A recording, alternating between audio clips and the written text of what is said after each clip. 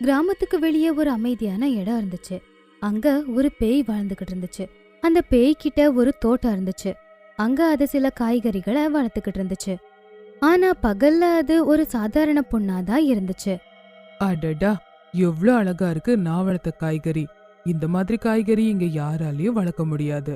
இனிமே இந்த கிராமமே எனக்கு சொந்தமாக போகுது.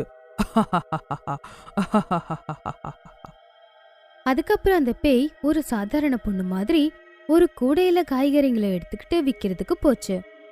ஏமா காய்கறி விக்கிற பொண்ணு, கொஞ்சம் இந்த பக்கம்தான் வருது. இந்த பக்கம் வராம அவ்வளவு வேகமா எங்க போய்கிட்டு இருக்க? ஆ, நான் உங்க பக்கத்துல தாமா வரேன். வாங்கிக்கோங்க. என்ன காய்கறி வேணும்? விலை கம்மியா கொடுக்கறேன். அதுக்கப்புறம் சும்மா பேய்கிட்ட இருந்து சில காய்கறி வாங்கினா. நைட் ஆக ஆரம்பிச்சதும் அந்த பேய் தன்னுடைய வீட்டுக்கு போயிடுச்சு. அது வீட்டுக்கு வரதுக்குள்ள ரொம்ப இருட்டிடுச்சு. அதுக்கப்புறம் அந்த பேய் அதோட உருவத்துக்கு மாறுச்சு.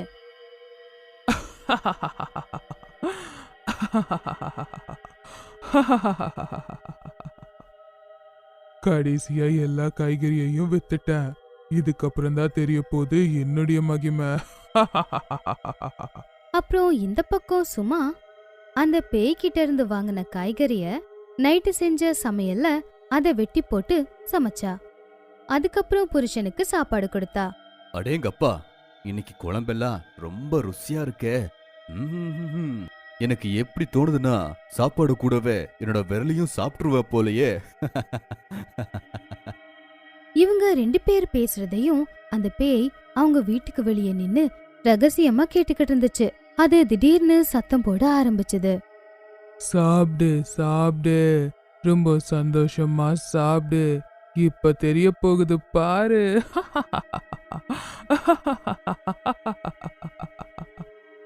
சாப்பாடு சாப்பிட்டதுக்கு அப்புறம் திடீர்னு ராகேஷோட காதுல அந்த பேயோட சத்தம் விழுந்ததும் உடனே ராகேஷ் வித்தியாசமா நடந்துக்க ஆரம்பிச்சான். அவன் உடம்பு எல்லாத்தையும் முறுக்கிக்கிட்டு இருந்தான்.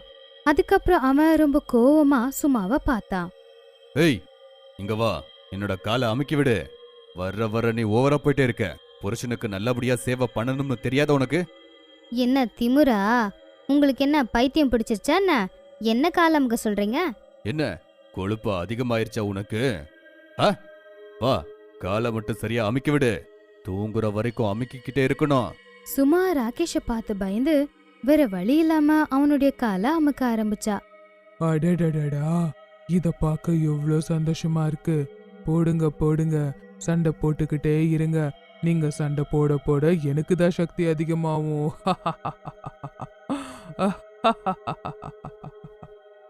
அதுக்கப்புறம் அந்த பேய் பறந்துகிட்டே மறுபடியும் அதோட வீட்டுக்கு போயிடுச்சு.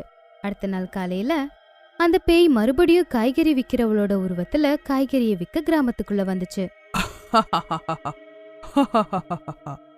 இன்னைக்கு எப்பவும் போலவே நிறைய காய்கறிகளை விற்கணும். கூடிய சீக்கிரத்துல இந்த கிராமமே எனக்கு சொந்தமாயிடும்.